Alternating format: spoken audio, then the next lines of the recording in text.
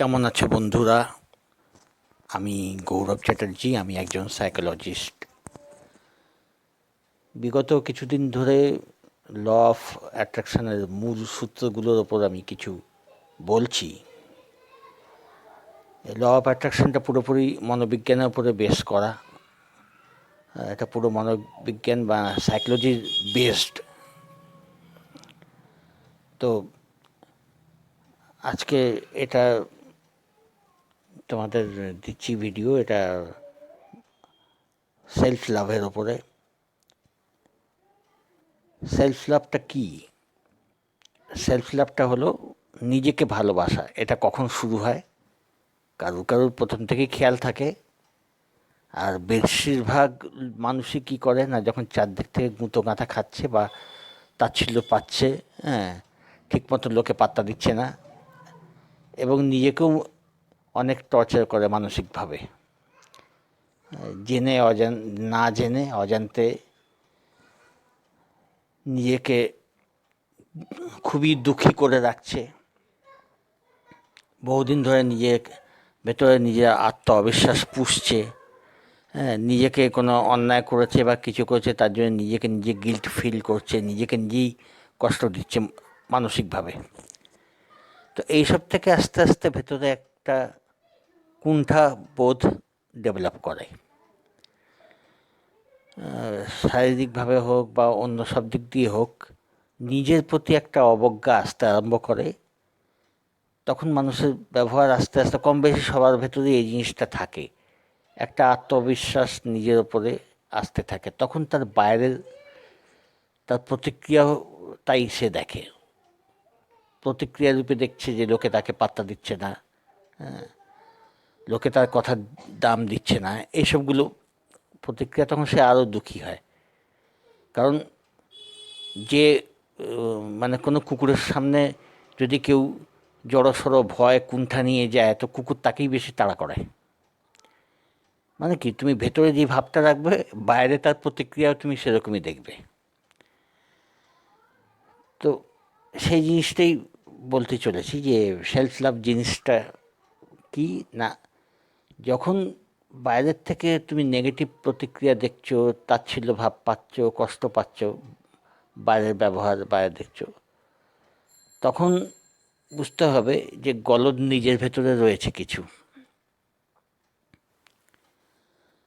তখন কি করতে হয় না, প্রথমে নিজেকে নিয়ে বসতে হয়, নিজেকে গ্রহণ করতে হয়।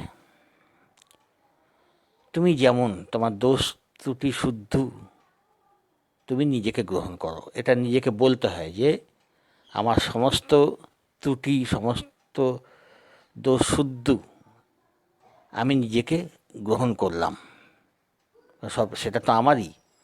এবং দোষ ত্রুটি আস্তে আস্তে যতখানি পারবো আমি সংশোধন করার চেষ্টা করব। এটা নিজের দিক দিয়ে আমি চেষ্টা রাখবো, এটা নিজেকে বলতে হয়।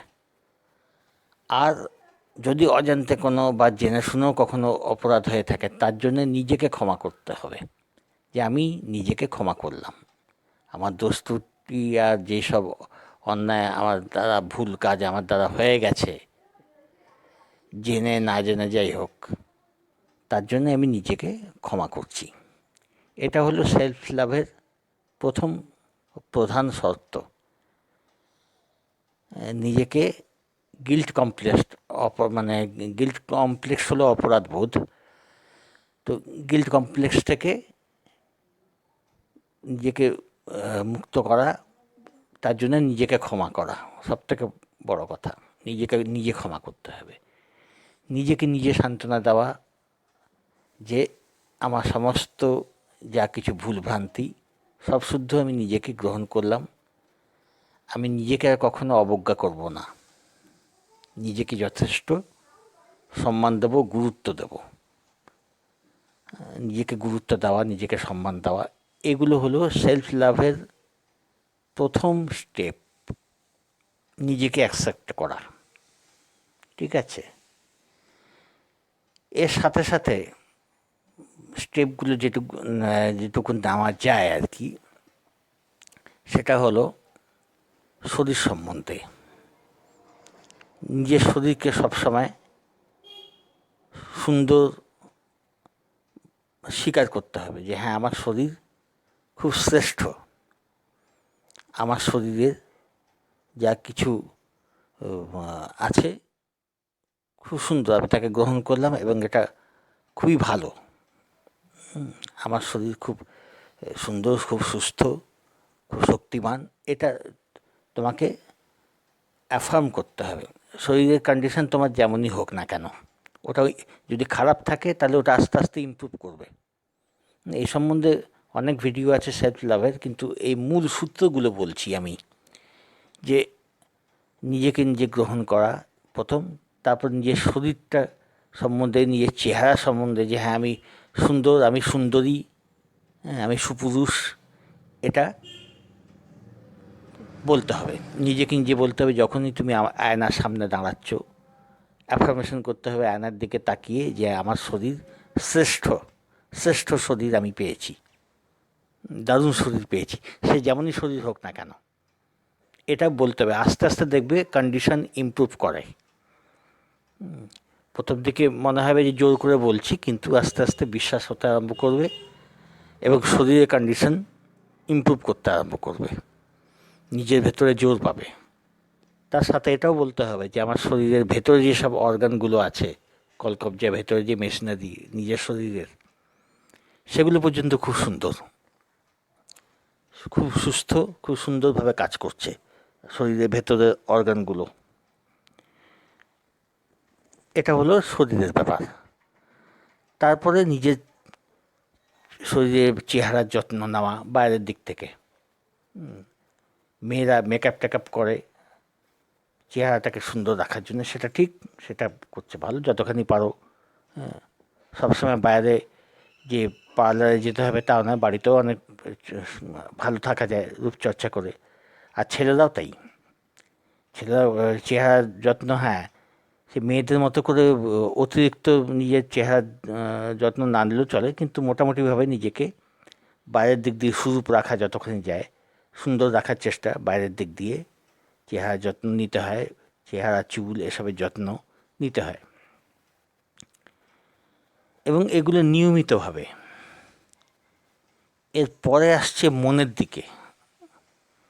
তো মনের দিকে তো প্রথমে যেটা বললাম, যে মনকে বোঝানো যে আমি আর নিজেকে অবজ্ঞা করব না, আমি নিজেকে গ্রহণ করলাম, আমি নিজেকে খুব ভালোবাসি, নিজেকে আমি খুব ভালোবাসি, এটা বারবার বলতে হবে।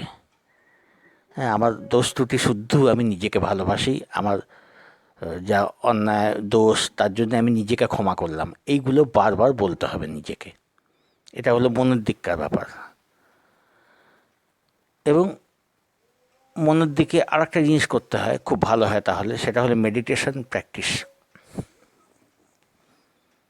ধ্যান, মেডিটেশন, এটা খুব হেল্প করে নিজেকে ডেভেলপ করতে মনের দিক দিয়ে। এটা হলো সেলফ লাভের এগুলো মূল সূত্র। এই প্রত্যেকটা জিনিসের জন্যই পরামর্শ আছে, ভিডিও আছে, সব কিছু আছে। যারা আমার সাথে পরামর্শ করতে চাও, এসব নিয়ে আলোচনা করতে চাও, তারা যোগাযোগ করতে পারো। তো এটাতে ক্রমশ আস্তে আস্তে মানুষের ভেতরে চিন্তাধারা পরিবর্তন হয়, তখন বাইরেও তার প্রতিক্রিয়া দেখা যায়। নিজেকে সবসময় কনফিডেন্স আনবার জন্য, কনফিডেন্ট হওয়ার অ্যাফার্মেশন তৈরি করা যায়।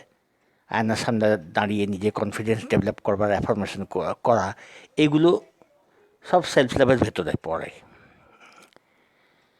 তারপরে তুমি আস্তে আস্তে ভালো অ্যাক্টিভিটিতে যোগ দিলে, তোমার যে কোয়ালিটিগুলো আছে সেগুলো ডেভেলপ কীভাবে করা যায় সেই নিয়ে চিন্তা ভাবনা করা, এই সবই সেলফ লাভের অন্তর্গত। তো এই হলো মোটামুটি সেলফ লাভ।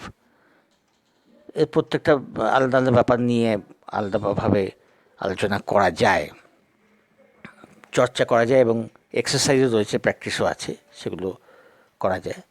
আস্তে আস্তে কী হয় না, এইটা প্র্যাকটিস করলে গোটা মানুষটার চিন্তার মধ্যে একটা পরিবর্তন এসে যায়। তখন সে দেখে আগের থেকে নিজেকে অনেক ভালো মনে করছে, এবং বাইরেও তার প্রতিক্রিয়া দেখা যায় যে আগের থেকে বাইরে রেসপন্স অনেক ভালো পাচ্ছে সে। তো ঠিক আছে, মূল বক্তব্য যেটা ল অফ অ্যাট্রাকশন সম্বন্ধে, সেটা বিগত কয়েকটা ভিডিওতে আমি কিছু কিছু করে শেয়ার করেছি, তোমরা সেগুলো দেখে নিতে পারো আর প্র্যাকটিস করো। আমি খুব অল্পের মধ্যে ল অফ অ্যাট্রাকশনের যে বেসিক সূত্রগুলো, তাই নিয়ে আমি এইসব ভিডিওগুলোতে আলোচনা করেছি বিগত কয়েকটা ভিডিও আমার এরই ওপরে, নানান টপিকের ওপরে ল অফ অ্যাট্রাকশনের। তোমরা প্র্যাকটিস করতে থাকো, প্রয়োজন হলে আমার সঙ্গে যোগাযোগ করো। ভালো থাকো।